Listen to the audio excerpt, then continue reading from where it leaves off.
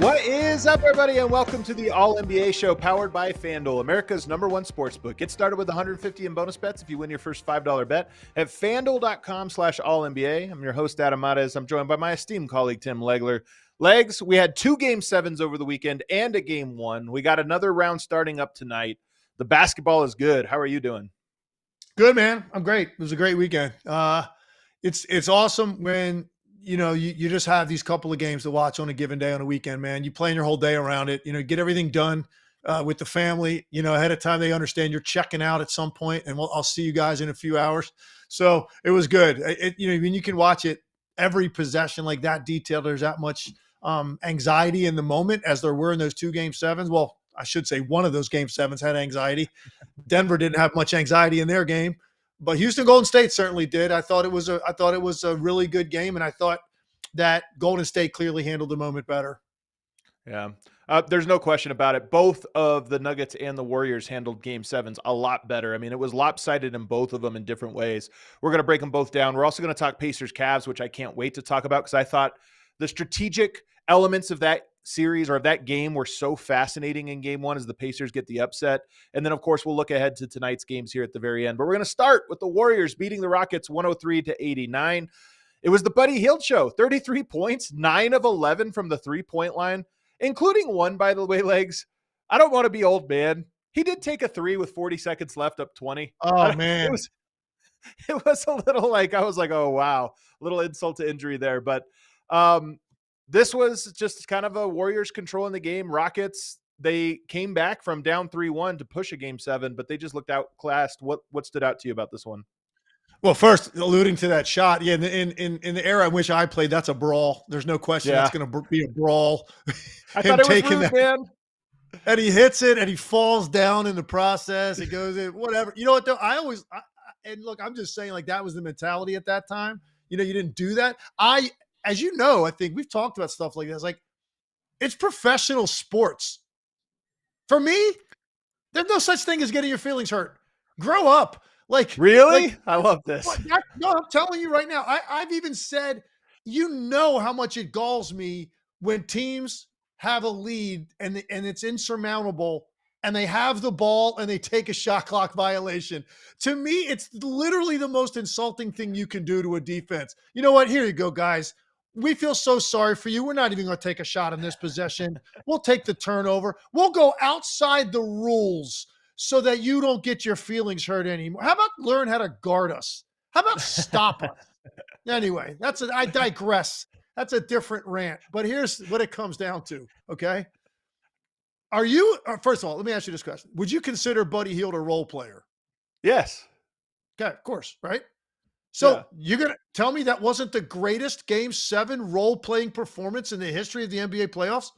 I mean, it was pretty good. Show me one. I defy somebody to show me one. I'm not talking about that the guy can't be an all-star caliber player. Role players. Show me a better one than that. Are you kidding me? Especially Adam, coming off of Friday, he played 17 minutes and was 0 for 4 and looked like he didn't want to be on the court. And then he comes back. It's one of the most incredible transformations in 48 hours I think I've ever seen. And he is the story. Now, Steph Curry was really good in the second half, and it's particularly like late to end it. But I'm sorry, man. They're not going to win that game without Buddy Hield doing pretty much exactly what he did. And who could have ever anticipated it? Clearly the Rockets didn't, because they didn't guard him in the first half. Even after he made 2 or 3, his next 3 were uncontested shots. running into transition. One time it was like alpha of a double team and they didn't rotate anybody to him after he'd already made 4. So I thought clearly Houston, like he didn't even make the whiteboard in their locker room. They had a lot of other things going on. You know, Steve Kerr makes the adjustment, plays Looney more than he did previously, which I thought was important. They needed more size. But like they're talking about defending Curry the way they had been the previous 2 games. They're talking about Jimmy Butler a lot in that locker room, right? I'm sure they're talking about Draymond to a certain extent. I don't think they mentioned Buddy Hield, and it was obvious by the way he started the game with all that space. But it's one thing to say, okay, we weren't ready for that.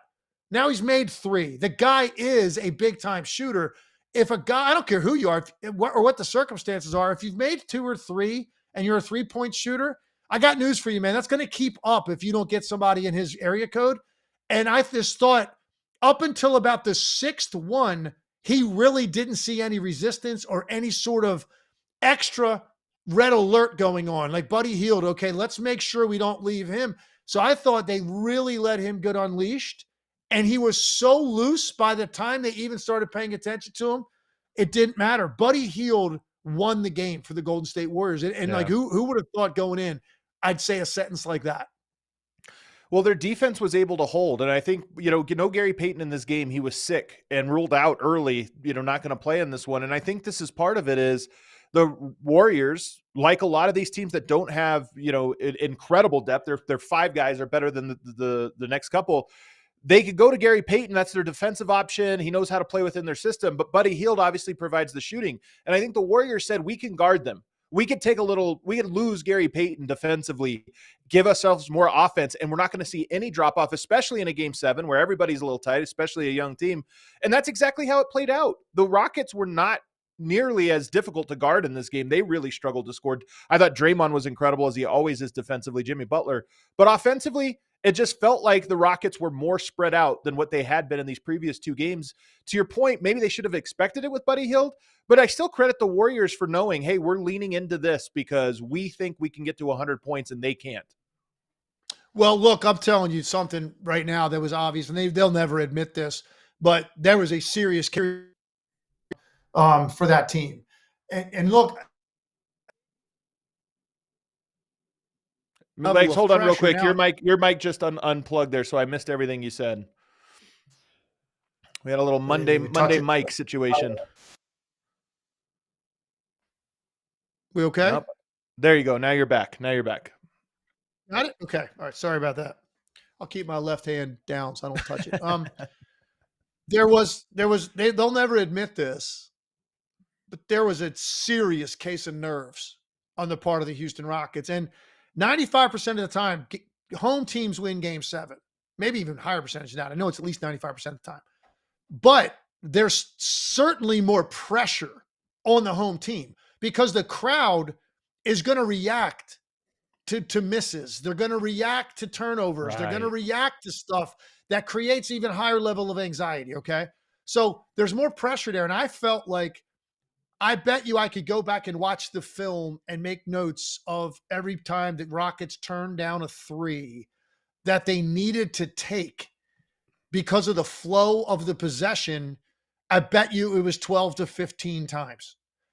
And they end up on the same possession with something much more difficult, a contested mid-range or something really contested at the rim or like a late clock, desperation runner.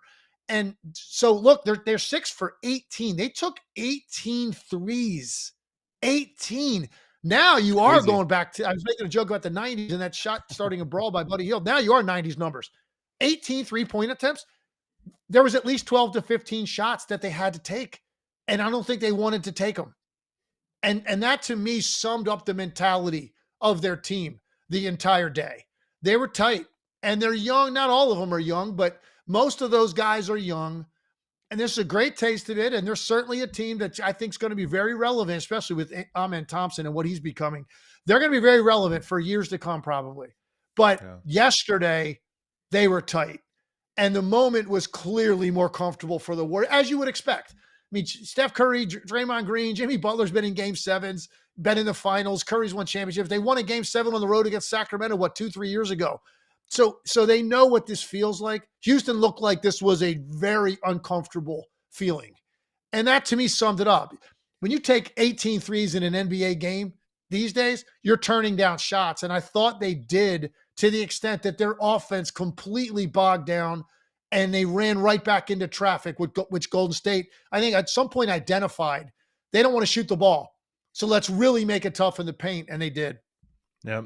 And not only not want to shoot the ball, the rhythm of where they get their shots was completely cut off, because I think Fred VanVleet is the head of the snake for that Rockets team. He has to be the engine, that gets things going, especially with the work that Draymond Green did on Alperen Sengun, which I thought he was phenomenal in this game one-on-one against him in the post. But I thought they did a good job defensively in the pick and roll on VanVleet. And as a result, he just doesn't get a lot of scoring opportunities in this game. It wasn't even like you look at it and say, okay, where he completely, wilted or missed a bunch of shots. I think they did a good job of just disrupting that rhythm. He had 13 shots in this one, and that's where most of the time where you get your 3-point shots is penetration, kick out. And the Warriors just did a good job of cutting off that part of it. And we know the Rockets don't have a bunch of other options. If Sengun is not scoring effectively in the post against Draymond, Fred VanVleet's not getting loose in the pick and roll, where do you go? Well, apparently to 89 points. Well, let me tell you something about the Sengun-Draymond Green matchup that I was noticing throughout the series, particularly the last couple games. I don't understand why Sengun was wrapped up when he was guarded one-on-one by Draymond Green, and he'd take 2-3 dribbles banging into Draymond's chest and banging into Draymond's chest, and then Draymond sort of holding his ground, and then Sengun would turn and shoot this sort of half-hearted leaning hook shot toward the rim, and I'm going – and it was always like his legs were taken out from under him on every one of them. He couldn't land because Draymond Green was up under him. And it looks like great defense, right? And they're not going to call a foul on that because it is good defense. My point is, Sengun is so good at maybe one bump and then go to the lean back little fade. He's got such touch on the shot, and he's got a massive height advantage. So just go to the lean back shot. You get it off a lot cleaner, but it's almost like he wasn't preparing himself mentally to okay, that's the shot I'm going to get. And then guess what? After you hit a couple of those, now you set Draymond up for the pump fake up and under, and you're going to get fouls. But when you're just constantly just going into his chest and then turning, and you're not really gathered, your feet are all tangled up, and now you're shooting and he's cutting out your legs on the landing. About, I don't know, 6-8 of those shots hit the front of the rim over the last 2 games. He wasn't smart in how he attacked Draymond Green, in my opinion. Now, they did put Looney on him more in this game. That represented more size. So it was a different look for Sengun than he had in the last couple games. So that I thought that was a key adjustment for Kerr. They had to get more size. And he alluded to it after game 6. We're going to look at everything because they were getting manhandled by the 2 big lineup. Wasn't as much of a factor in this game. And credit, look, the number one thing you're going to credit, Adam, Golden State's experience with these types of moments. It's that simple.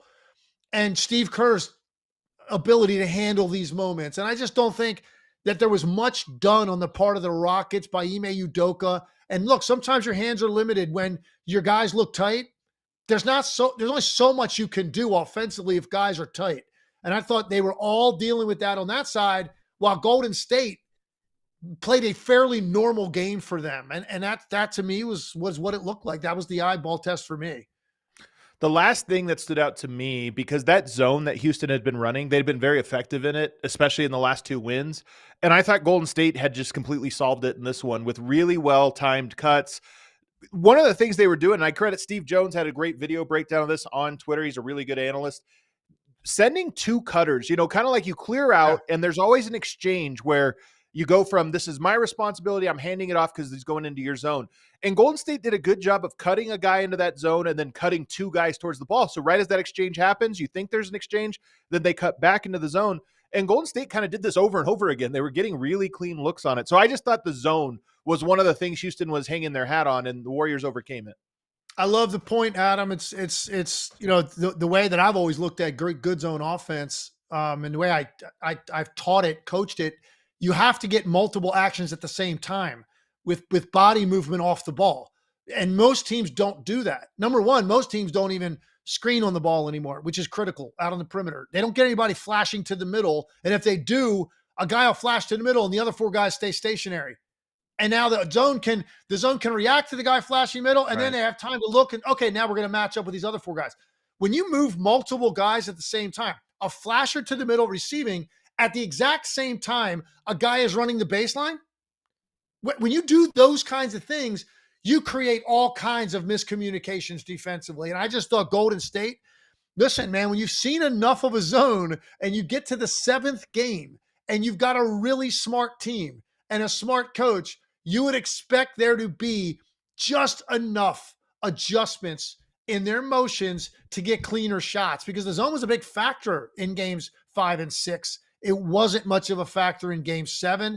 Again, leads itself to the experience question, and just Steve Kerr and his staff coming up with some good stuff against that zone. Houston looked confused. There was more openings and more guys left open, and that tells you all you need to know. That means guys are unsure who's got ball, who's got next pass. And I thought Golden State's movement with the ball and body created a lot of that. So it's an excellent pickup on your part. Last two things on this, and we got to move kind of quick. No Gary Payton. Kuminga plays. He was terrible. This might be the end of the Kuminga ride. He was so bad in this one and looked so out of place. I just wonder how much they trust him going forward. But I don't, necessarily want to ask you about that part of it. We have time to talk about Golden State in the next round. I want to ask about the Rockets and just what they should do this offseason, because they are young. They wanted to hold their core together. They wanted to see how it goes. Now we know. And it was very promising. This was a successful season for the Rockets, in my opinion. But they do have a big decision to make now about how hard do they pivot and go after a Giannis, go after a Kevin Durant. What would you do if you were the Rockets right now, what based on what you learned from the series? I would do everything I had to do to try to get my hands on Kevin Durant.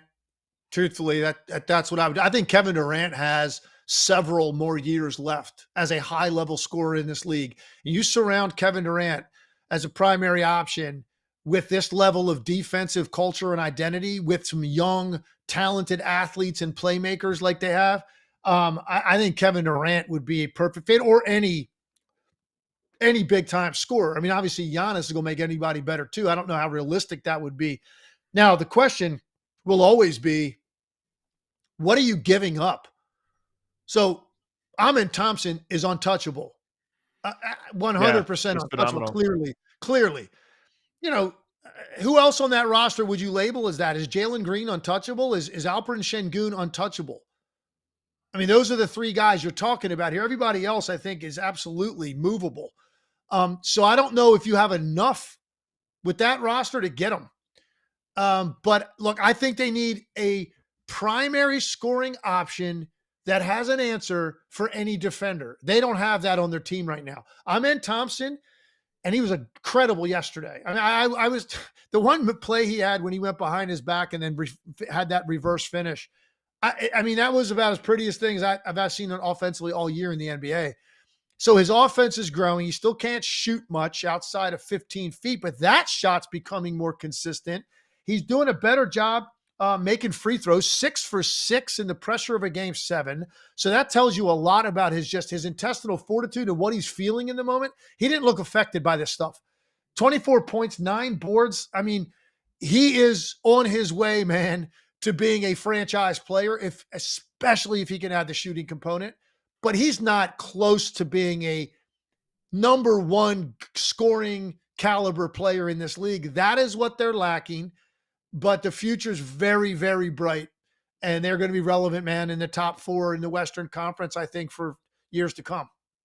They do have enough talent that it feels like, I mean, this is the point. I think a lot of teams run into this problem where they have a lot of young talent. They have some success early on, as the Rockets had here. Again, I think this is a win of a season for the Rockets based on their arc. And then they think like, okay, we're good. Let's just ride this out. And then it gets too late. That line between making a move too early and too late is so razor thin. And I love this Rockets team. They're one of my favorites. I really do. But I do think that they need to kind of decide who their guys are and make that decision. I'm with you. Amen Thompson is clearly him. Who's the other guys you want to try to hold on to? And what does it cost to get a KD? That's the question. But I would do it. Let me finish up with this. So in specifically identifying a need offensively to complete them, they have 2 guys on their entire roster that can shoot a 3 off the dribble. I mean, if you look at these top NBA teams, the number of guys that can shoot 3s off the dribble for these teams, they've got a stable of these guys. They have two, and one of them is Jalen Green, who's very streaky, and then Fred VanVleet. Those are it. That's it. Everybody else on that roster, you got to have your feet set to shoot a deep shot, or they're pretty much got to be at the rim, except for Sengun. So to me, a guy like Kevin Durant that can get his own from deep off the dribble and from anywhere in the court off the dribble, and be a catch and shoot guy off of some of these playmakers they have, man. I think a player like this, and if it's not Durant, maybe there's somebody else they identify in the league that they want to get. But I was super impressed with their team all year. They hit a slide midseason. They lost 6 in a row. They dropped 3 spots in the Western Conference in like 10 days. And everybody's like, okay, maybe this is what they are. And then they turned around and they won like 12 out of 13 right after that. Yep. And I was like, wow, man, that's a hell of a response. And you see what they were able to do to the Warriors team. And they just weren't ready for the stage of a Game 7 and the lights that come with that. They just weren't, and Golden State was. Yeah. All right, let's take a break because I want to get to these other series on the other side, including Nuggets Clippers, but especially Cavs Pacers, which I found to be so fascinating. I got some good notes. I can't wait to get Legs' take on the other side. In the comments, let us know what you think. What should the Rockets do in this offseason? All right, let me tell you guys about Vivid Seats. The NBA playoffs are underway, so there's no better time to be in the arena experiencing that playoff intensity in person. If you're trying to catch your team live this postseason, let us tell you about our friends at Vivid Seats. Vivid Seats is the best place to get your tickets for any live event. They have the best selection of games and seats, and every purchase is backed by their 100% buyer guarantee. Plus, Vivid Seats is the only ticket marketplace that rewards you for every purchase. So download the Vivid Seats app and start earning reward tickets free today. New Vivid Seats users who use the promo code ALLNBA30 will receive $30 off of their first purchase of $300 or more. Once again, click on the link in the description of the show or go to vividseats.com or download the Vivid Seats app and use the promo code ALLNBA30 for $30 off of your first purchase of $300 or more. When it comes to playoff basketball, being there is all that matters. So experience it live with Vivid Seats. I also want to tell you guys about Lucy Nicotine, 100% pure nicotine, always tobacco-free, available in pouches, gum, and our favorite, the Breakers. Breakers are pouches, but with a capsule of liquid flavor inside that helps saturate the pouch. Breakers are available in 4 milligram and 8 milligram. Our favorite flavors are mint, berry, citrus, and espresso. Pouches go all the way up to 12 milligrams. And if you're not a pouch guy or gal, Lucy Gum is available in 2 milligram, 4 milligram, and 6 milligram options. You can set yourself up with a subscription to have Lucy delivered straight to your door, so there's no more weekly gas station trips. Level up your nicotine routine with Lucy. Go to lucy.co/allnba and use the promo code ALLNBA to get 20% off your first offer. Lucy offers free shipping and has a 30-day refund policy if you change your mind. That's lucy.co. Use the code ALLNBA and get 20% off and always free shipping. And here comes the fine print. Lucy products are only for adults of legal age, and every order is age verified. Warning, this product contains nicotine, and nicotine is an addictive chemical. All right, back here, segment 2 of the All NBA show. We're doing this live 4 times a week, so if you're new, make sure you're subscribed. You can also subscribe on Spotify, Apple Podcasts, wherever you get your podcasts so you never miss an episode.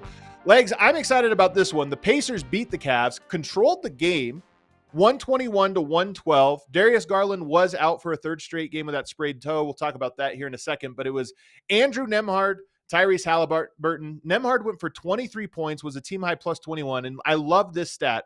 He had 3 threes in this game. It was the 3rd time this postseason he has had 3 or more threes made. He had 0 such games in the regular season, Legs. How does a guy go? Talk about a playoff riser. His season high was 2 made threes, and in half of his playoff games so far, he's already had more than that. Says a lot, man, about a guy. You know, I actually, if you look at the regular season that he had, you know, and based on kind of his emergence there the last couple of years, I think I was expecting a little bit more in the regular season. Like there were nights I watched him and I was kind of like, man, he doesn't seem like he's taken a step forward in terms of his prominence in their offense. Very, very good defender, very good playmaker. Actually, when they give him a chance to run point, he makes great decisions with the ball too, and he can score off the ball. He averaged 9 last year and 10 this year. I thought there'd be a little bit more of a leap there, but it didn't happen. But what difference does it make if you're going to get it done in the postseason the way that he has? Because he's had some huge games. I mean, he had 5 games in this series over 15 points. I'm sorry, 5 games in the postseason to this point over 15 points. So his average in a regular season is 10. He's already had 5 games of 15 or more, including the big game, 23 points, 6 assists against Cleveland. So I thought he was as big a story as anything that went on in this game, other than the fact that Donovan Mitchell, made a 3 5 minutes into the game and didn't make another one in the game, missed his next 10. That was another big side story to this. And they're a team that really relies on 3-point shooting. They're a lot like Boston in that way. They count on it at some point. Here comes a flurry. Here comes 5, 6 threes in a short period of time. That's what they do. Their whole roster can shoot them practically. They didn't do it. 9 for 38 in this game was the other big story. But I thought Nembhard and Haliburton, man, they were so good with the ball and so good at controlling the game. It was really impressive. And they were able to go in there and steal game 1. Yeah. Here's why I'm excited to talk about this one, though, because playoffs are not the regular season.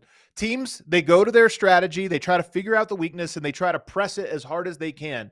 And the Pacers so clearly did that in this game. You mentioned the 3-point shooting. The Cavs only had 9. They were 9 of 38. Some of this is just bad shooting, but I don't think all of it. They had 70 points in the paint, the Cavs did, Legs. That is their season high. They did not have a single game all year with 70 points in the paint, and they lost. But I believe it's because the Pacers rightfully understood that their game was predicated on this getting the ball popping, moving the ball around the perimeter, like drive, dish, draw the defense in, get the ball moving, because they're a great passing team. And the Pacers said, no, Donovan Mitchell, Ty Jerome, you guys are going to have to win this game because we're staying home. We're trusting our rim protection. And as a result, those two guys took 50 of their 98 shots. More than half of their shots came from them. And I think that's because the Pacers lured them and in some ways forced them into it. This is why I love the playoffs. It's not about all the variables. It's about which one can a team hone in on and force to be the story. Totally agree with that. Look, Ty Jerome had a great year for them, but I mean, you're talking 20 shots in 28 minutes in a playoff game for Ty Jerome off the bench. I mean, I was like, this guy is getting them up, man. He's a very confident guy, and the opportunities were there. I think in large part the way that the rest of their offense was being guarded. Like he had the opportunities to do that. And you said, like you said, 2 guys taking 50 shots, I think Indiana will live with that all day long. But for me, so defensively, Indiana was able to get certain things done and take Cleveland out of their comfort zone. For me, I thought the bigger story was what Indiana was doing to them offensively. They just did not at any point in this game look stressed offensively. The pace was to their liking.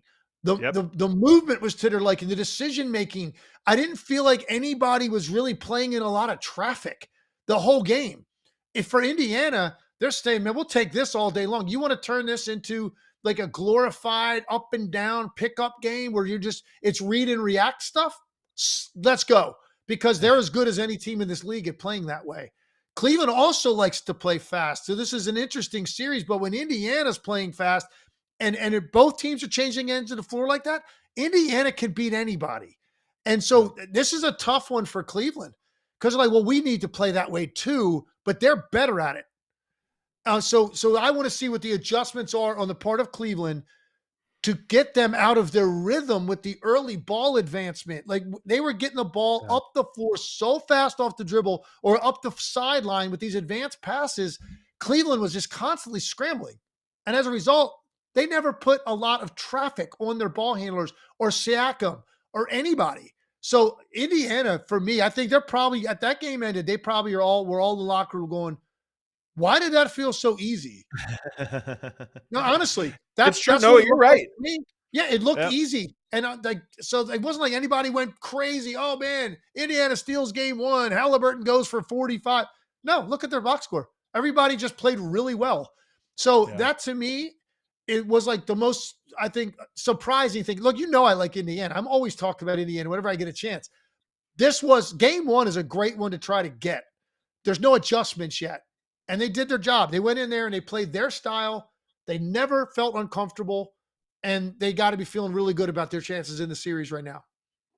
Well, I think if you're Cleveland, they have great rotations defensively. They have all year. That's why they were such a great team, won so many games. They have great rotations, and they have big guys that deter you from getting into the paint. So you're not always helping in as hard as some other teams who don't have great rim protection, but their guys fly around defensively.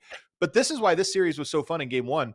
The Pacers are so good at moving the ball. It's sort of strength Yeah. versus strength. We move the ball and make quick decisions. You rotate and react quickly defensively. Let's see which side wins. And that one was all Pacers. I will say they did shoot 53% from the three-point line, got 19 out of 36, which is a really high volume, and 30 assists, which is also a great number for a playoffs. But to your point, it felt more like the Pacers' comfort. Hey, we have to move the ball, collapse the defense, but then be quick decisions. They just did it for 48 minutes without fail. So I think the guy that you focus on with the Pacers clearly is Haliburton. And I think that he played much better the last 2 months of the season. He had a stretch in the middle 2 months of the season where they were struggling a little bit. And my description of him was that his floor is too low, meaning for an all-star caliber player, right? And a guy, I mean, he was on Team USA, like he's regarded at a really high level in this league. The nights when he was quiet, he was way too quiet. Like you can't have that fluctuation. He seemed to straighten that out over the last couple of months, but still going into the playoffs, that is kind of for me a main indicator for their team and how they're going to operate today. I thought he looked incredibly confident in this game in every aspect. You know, getting to his three off the dribble, some of the floaters and runners he likes to shoot going to the rim later in the clock too. They were big possessions. He was getting those to go. Obviously his ball movement is always there. His vision, he's got great size. So he's one of those guys that can make any pass that's required. He's always going to do that for the most part. The scoring component and putting the pressure on you defensively to collapse you. Some nights he gets quiet in the regular season. He was not quiet yesterday. I thought, and Nembhard wasn't either. And I thought those two guys dictated terms. And when you get the terms dictated to you in an NBA game, you're going to have a hard time winning. That to me was what happened to Cleveland. And it's such an advantage, this Pacers, like some teams, their regular season rotation and playoff rotation, you know, they're built for a playoffs more than a regular season. That might be the case for this Pacers team because of how good Nembhard is and, you know, has been. Nesmith has been great too, but Nembhard, Haliburton, TJ McConnell, they're all true point guards. They all are traditional, true, see the court, know what you're doing. And if you're going to have two of them on the court at pretty much any time, that means ball movement is going to be your strength. So for a team that's flying around, yes, it's going to be tough. But the last point on Haliburton is you're going and attacking true bigs, usually drop bigs and pick and roll coverage. And I just thought he did a great job of knowing when to attack and step back, get to a shot, when to snake the screen and force a switch, when to attack and get it to the pocket. He just was reading their defensive coverage from their bigs so well all night. And I think that's really, when we talk about controlling the tempo, it's a lot of things. But I think more than anything, he just read the drop coverage that they were running in pick and roll perfectly. You know, this is another situation too, Adam. Look, Kenny Atkinson it just sounds like out there, right? The vibe is, you know, coach of the year. Rick Carlisle's a champion. Rick Carlisle's been through a lot of these moments too. And Rick Carlisle, I thought, had a really good pulse on how he wanted his team to play against Cleveland. And like nothing was a surprise to the Indiana Pacers about what they were going to face. They were ready to go. You know, you're talking about two teams that like got their work done early, right? So both of these teams were fresh. Both of these teams are very familiar with each other. They're similar in the way they want to play offensively to a certain extent. Indiana just did it better, man. They did it at a higher level. You know, look, I fully expect Cleveland to win game two. You don't have the kind of year Cleveland just had and go down 0-2, right, in a series and then go on the road to Indiana, potentially get closed out. If you do, it's danger time, man. It is real danger time. I know they're not coming back from it. I'll tell you right now, they're not coming back. That's not some super bold statement. You lose your first two games at home in a playoff series, you're probably not escaping that. So that's not some super bold statement, but I think Cleveland's going to have a great response. But the question is going to be, what is the response defensively and how do they get Indiana a little bit more reined in? Because they were not reined in. They were loose. No, very comfortable. For 48 minutes, they were loose. And as a result, Indiana gets out of there with a win. Let's go to this next. Do you have any final thoughts on this series before I move on to Nuggets Clippers? No, I mean, I think we covered all of it. I think, you know, look, Donovan Mitchell overall, like you felt like you're watching the game, like really impactful, like especially on his drives. He was finishing everything on his drives. Guy he couldn't buy a perimeter shot. I mean, he's going to have to be better than that, man. You know, if you're going to be a high volume 3-point shooter as a star with that kind of usage, either the attempts come down next game and 5 of those turn into more drives because you were very successful on your drives, or if you take 10, you're going to have to be up there in that 4, 5, 6 made, because that's a lot of empty possessions for them. So he knows he's got to be better, even though he had statistically a pretty good game. The shooting was just left him. He did not shoot the ball well from the perimeter, so he's got to be better. One final note on the Pacers, just because I'm tracking this so closely, because I think it's a storyline of this playoffs. The Pacers played 11 guys in the rotation. We talk about the playoffs, it's 7, 8 guys. You shrink it down. They played 11 guys. And, you get a win on the road and you played 11 guys. That's that's the perfect script for a road team in a game one. So that's just something to watch here. There are teams that have no depth and there's teams that have an abundance of it. The Pacers used an abundance of it in game one and got the win. Let's go over the Clippers Nuggets series though. Here, we got to keep it moving. So the Nuggets get the win 120-101. Boy, where do we start with this one? First of all, super physical game. This whole series has been physical, but this was one where in the first quarter, you could just tell the refs were not going to call anything. They were going to allow everything to go. Denver wanted that. They brought the aggression in this one. But it was the depth of the Nuggets. Game 7's all about the star players. It was Russell Westbrook. It was Aaron Gordon. It was Christian Brown.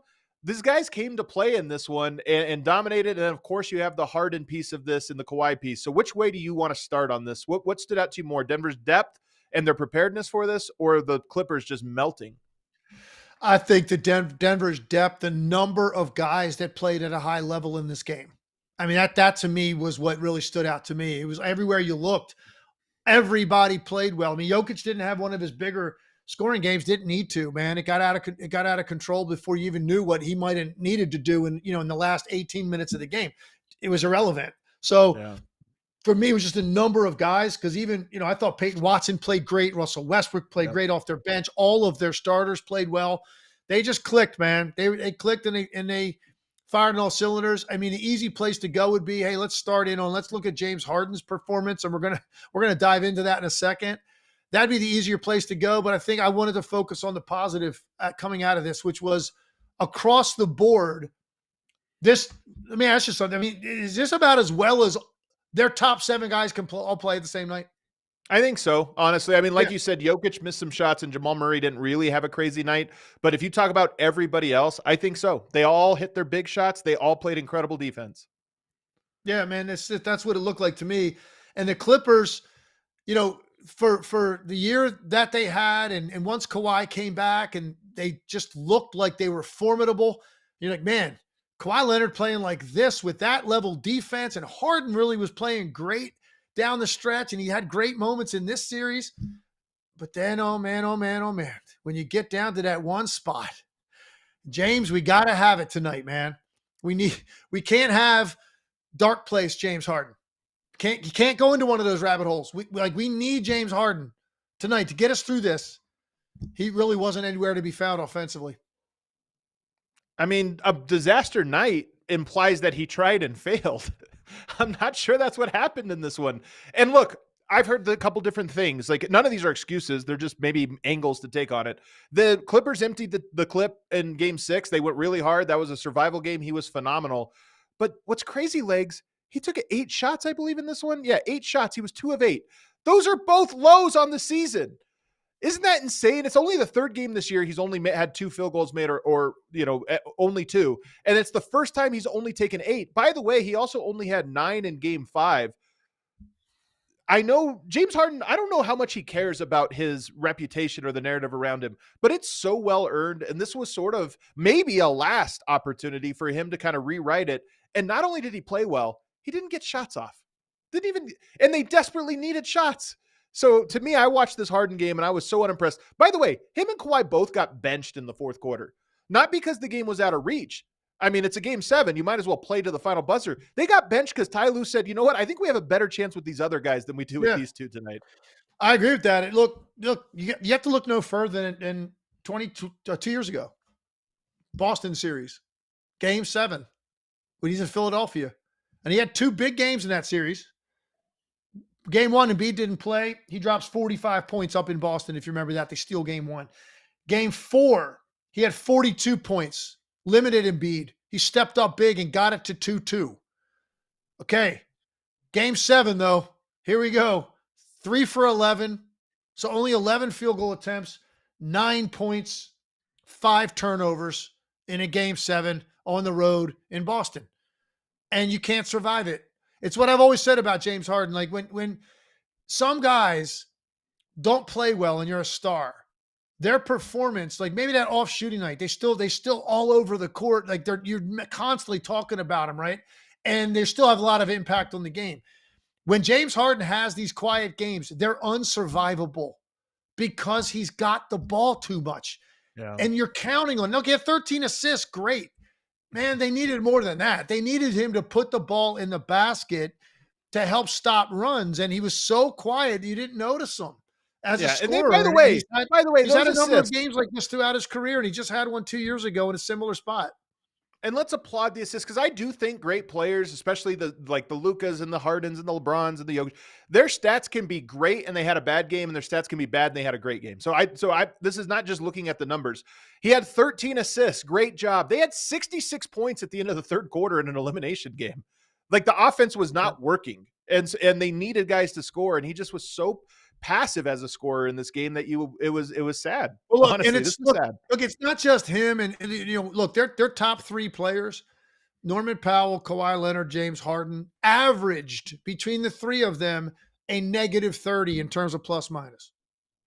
Okay, that was their average for the top 3 guys. So none of those guys were having much of an impact. And look, this was more, to me, much more about how well Denver played. They were so crisp, so sharp, so ready for the moment, unaffected by the pressure of it. They outplayed them thoroughly, man. And you don't think any team's going to lose by 30 in a game 7. You don't expect it because, man, if you got to a game 7, these two teams must be pretty evenly matched. It's been one of those series. But if you think about it, there were 3 blowouts in this series? Or more. Maybe there's 4. I lost track. Well, there were technically, there were 2. Remember the one, Denver was up 22 in the 4th. They blew it, but that was kind of a blowout till it wasn't. Yeah, so it was kind of a weird 7-game series, I guess. Pistons Knicks was felt like one should have gone 7, right? Just because of the way those games were played. Right. They didn't get there. This series had all kinds of weird big runs and swings, and it gets to 7. And then you think, okay, we're going to get what did you say the night before the game? You said maybe 103-99 might be the final score of the game. Well, no. Denver certainly was operating at a higher level than that offensively, and there was nothing the Clippers could do once that thing started rolling downhill. They weren't going to stop that boulder. And shout out Russell Westbrook, 16 points, 5 rebounds, 5 assists, 5 steals. He was the MVP of the game. He just was unbelievable, his energy. Denver went on that 18-0 run in the third quarter, and he was at the center of a good portion of it. He played great, and this was against a former team, and I know last year with the Clippers, Russ was a damning player for them. When he was on the court, teams didn't guard him. There was nothing that the Clippers seemed to be able to adjust to do. Not the case in the series. I thought he was good throughout, and he was phenomenal in games 1, where he came up huge in that overtime win. And then game 7, he was phenomenal in this one as well on both ends of the court. So Russell Westbrook, a nice little playoff for him so far. I just want to say, last point on that, I think of everybody associated with the organization on Sunday, the guy that I was happiest for was Russell Westbrook. I've admired his energy and intensity, how much he loves basketball. I've admired that his entire career. He became a guy that, you take the good with the bad type of player. Like over the last several years, he's brought a lot to this team. The fit has been better than I ever thought it could be. His impact more than I thought it could be based on the way he looked in LA. I didn't know that he'd have this in him again. So I think of everybody, I was probably happiest for Westbrook that he was able to play well in a spot this big and help get this team onto the second round. And he was the emotional pulse, especially in game 7. He took a technical up 30 just so he could hype the crowd up, which is one of my favorite moments. Just like talk about a showman who understands this is playoffs. I can make the roof blow off of this place or the lid blow off. But here's one last thing I just want to get your quick take on. It's kind of a silly, fun one. Steve Ballmer flew in 120 Clippers fans for this game. Now, and he bought them tickets right behind the Nuggets' backboard, right, where they would shoot free throws in the second half to try to mimic the wall. Like, it's like our wall at home. We're going to bring it on the road. I think it's a cool move for an owner, but it backfired. because I think it kind of galvanized. It's not the Warriors or the Lakers where you're going to have fans scattered throughout. All the Clippers fans were in one little tiny section, and it almost pissed off the Nuggets fans. And that crowd, that was the loudest game of the entire year for Denver. And it almost like had a weird opposite effect where instead of diluting the cheering, it made everybody else try to drown them out. It was a funny, it's a little thing and a funny detail, but to me, it was pretty interesting. What did you think? I totally agree with that. I mean, that's you know better than me being there, like the dynamic around that. You could feel it. You could feel how ready that place was an hour before the game up to the tip. Paid off, man. And now your reward is a very, very well-rested OKC team. So, and I think Denver's going to have a lot more in store for them than Memphis did in that similar situation when they went in there and it got mauled in that first game. I think Denver, because of the championship pedigree, because of Nikola Jokic, I think they're going to be more ready. But man, that's a tough task when you got a team that good defensively, that fresh. That's always a tough challenge.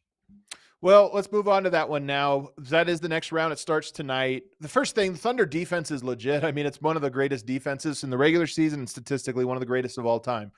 Not just in terms of like raw number, but where they rank relative to the average defense in the NBA. And here's my first question for you. Zubac was incredible on Jokic all series. I mean, Jokic still averaged a triple-double for it, shot 50, 50, 60. His free throws were way off, but still had, in my opinion, a good round. I know a lot of people think he was bad. The Nuggets win. I look at this and I go, do you think he is going to have an harder or an easier series now against OKC? Easier. I think Jokic puts up big numbers in this series. I actually think Oklahoma City, if they're smart, their approach is more about what they do to the other guys. I think Jokic is going to get his. I think he's going to have to. They know what their team speed and what their communication ability, the way that they cover for each other, in closing out to the 3-point line and guarding guys off the dribble, in guarding transition, which is a big one because Denver's really good when the pace gets up there. No one defends pace better than Oklahoma City. None of that stuff to me is going to affect Jokic very much. I think he's going to be able to do his thing. I don't think Oklahoma City sends extra traffic his way and give up potentially 3-point shooting. And let some of those role players, get more involved in the series because they're not a high volume 3-point shooting team. Don't give them clean looks, man. I'm very curious to see what their approach is with him, but I think Jokic is going to have a big series against them as a scorer, at least. So he's averaging 24, 16, and 11 in 4 regular season games. Went 2-2. The Nuggets went 2-2. Those are good numbers. The scoring is not as high as you would think. It's lower than most teams. It's lower than his season average. And he shot 53% from the field, 28% from the 3-point line. I'm not sure this one's going to be easier. And the reason is, one, Hartenstein's a big body. He does foul a lot, and I think Jokic is going to have to draw fouls. Like Zubac never fouls. It's one of the things that makes him so valuable. Hartenstein is he just always does he's like Jaden McDaniels. Once or twice a game, he gets a foul where you're thinking, what are you doing? Why would you even try for that? There was no advantage to gain. But he also just doesn't have the body that Zubac has. Zubac is really solid. Hartenstein a little bit more lean. And so I think Jokic's going to have to draw fouls on him. But the best Jokic defense, if you can pull it off, is true center on Jokic, 7-footer shot blocker behind him. And they're going to have that in Chet Holmgren roaming. So I think it'll be easier too because the one-on-one part of this will be easier. But I think the Chet piece roaming off is going to be a real challenge for Jokic in this one. And if it's not more difficult than the Clippers, it's going to be close, in my opinion. Well, I'll tell you this, if that's the case and that's how they play him, and you got Chet roaming a little bit, kind of hovering, waiting to offer that second look for Jokic as he starts to, finish a move. That's where Aaron Gordon comes in then. Aaron Gordon's got to be ready, man, to be a high volume shot taker in this series. And he's got to knock down threes because that's something I think can be a factor. When, Chet Holmgren's natural instincts are to protect the lane. So no matter who he's guarding, he's going to have that natural inclination, on a drive, a Westbrook drive, a Murray drive, a Christian Brown drive to want to go up, a Jokic post up. He wants to do that. Exactly what you're talking about. That's where Aaron Gordon's spacing and timely cuts along the baseline become a big factor. So I don't think Denver can win this series unless Aaron Gordon is a massive presence.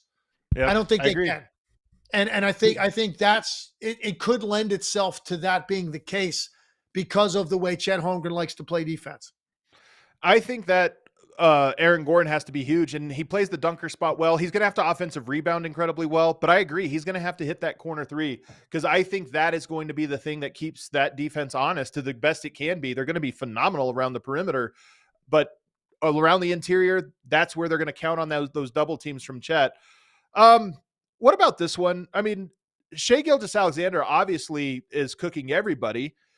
Denver, I think Peyton Watson is the guy that is best equipped. When you just talk about like archetype, best equipped because he's really long. He blocks more shots than any other wing in the entire NBA, and he's just good at providing length.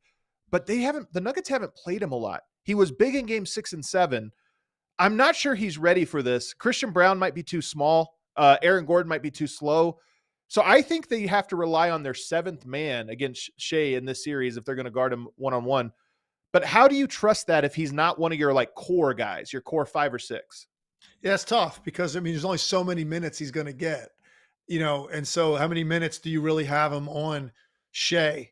You're right. I mean, there's no answer for the guy. It doesn't really matter. Ultimately, all you can hope for is he's less efficient. It was interesting in the Memphis series.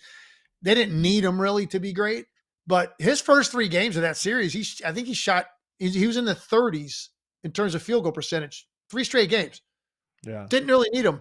So who knows if the games have been tighter, what that could have looked like. But he hasn't really had a lot of a volume of those really highly efficient 30-point scoring games. It's been a while, man, since he's had to do that. And he's going to have to do that in this series. So Oklahoma City is susceptible to me in one way. I don't think they really have a weakness. They're deep.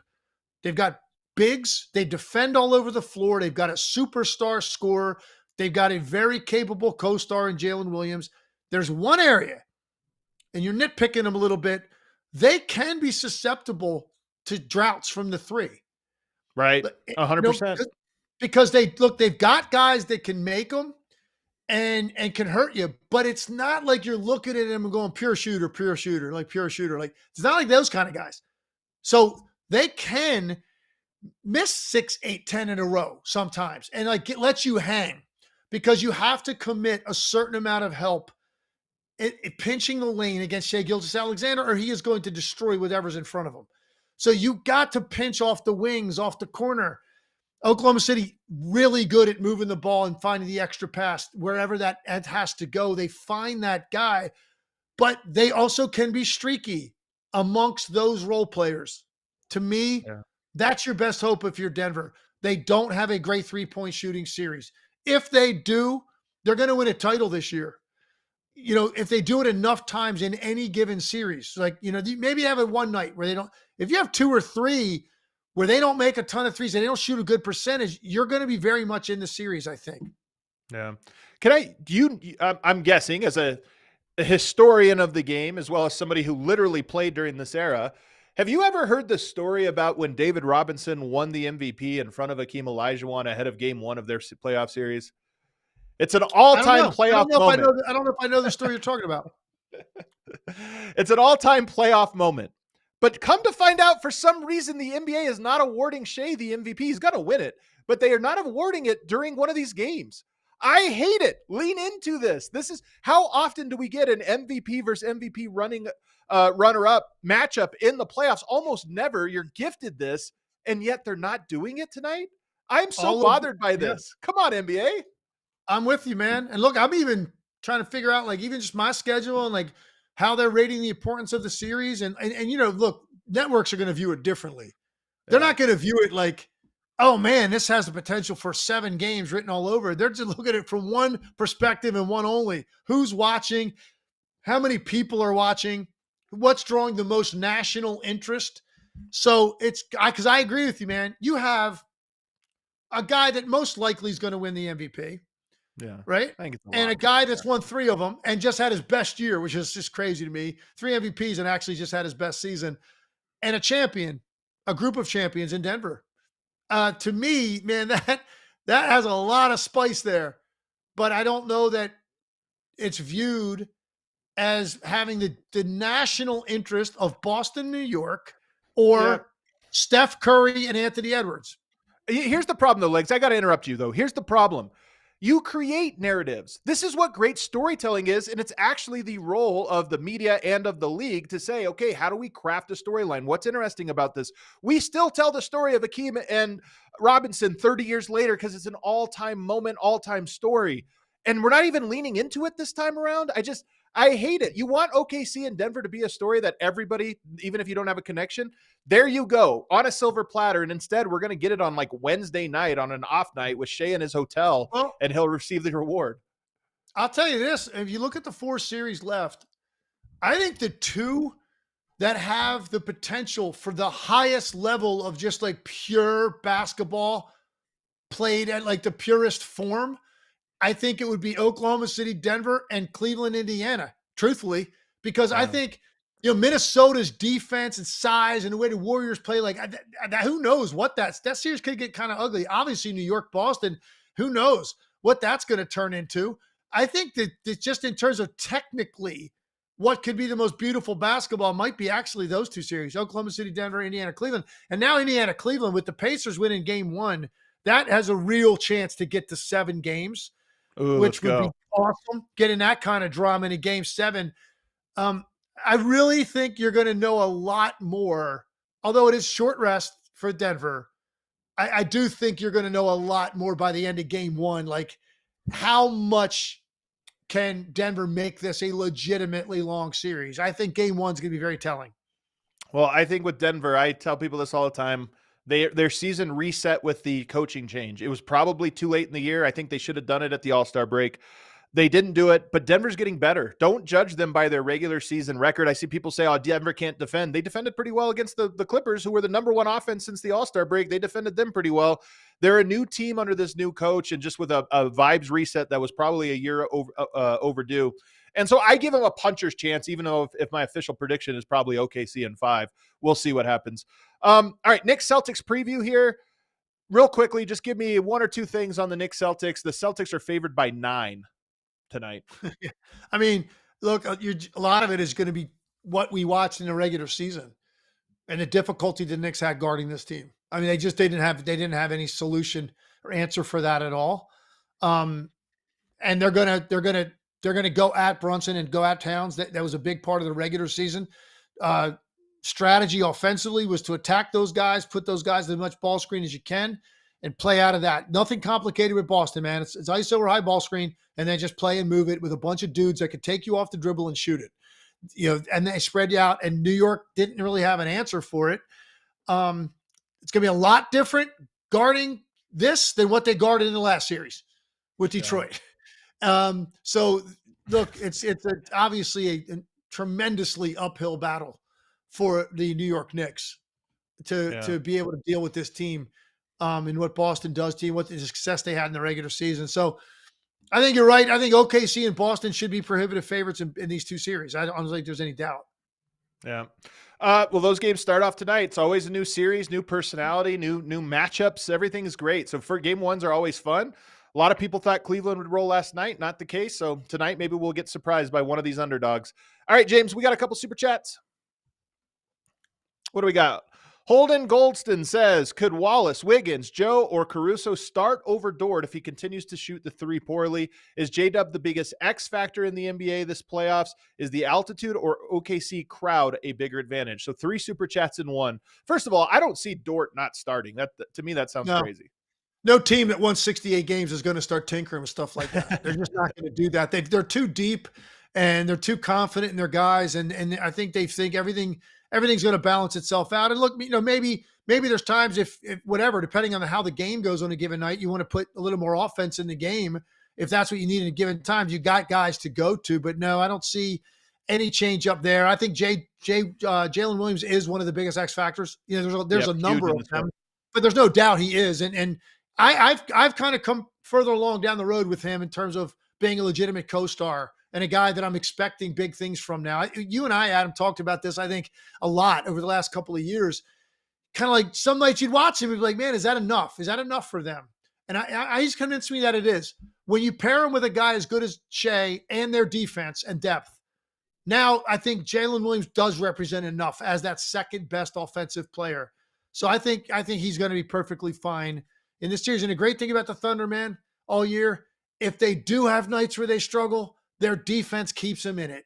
Every time. Their defense is so consistently energized and fast. It gives them a chance, man, even on nights they do struggle to shoot.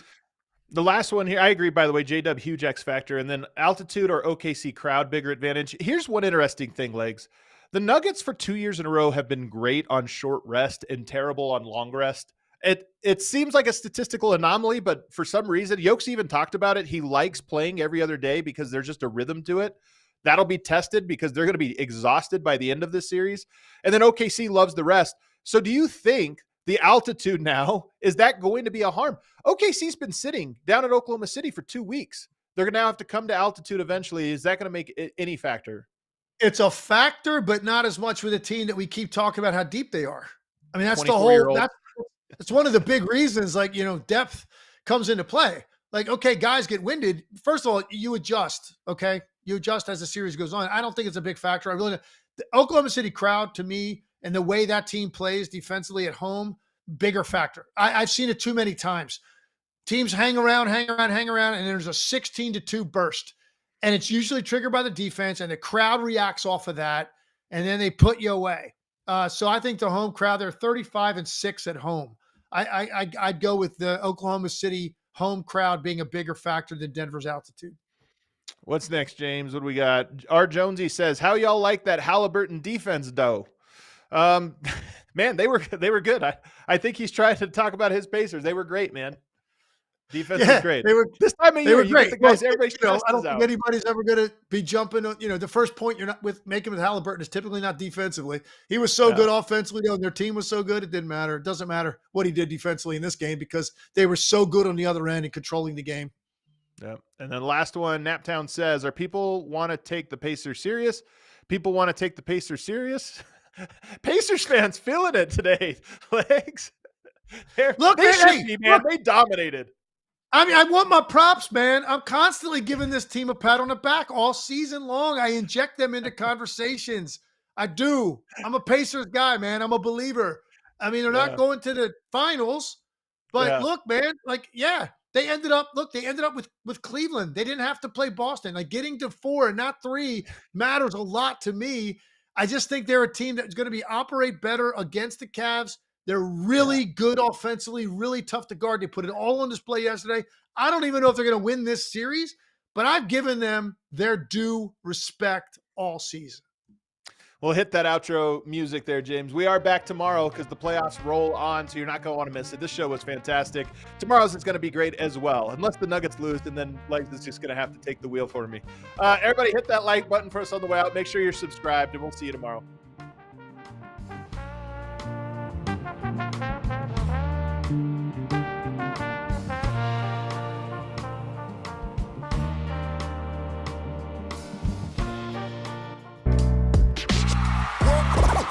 All silly like the mayor.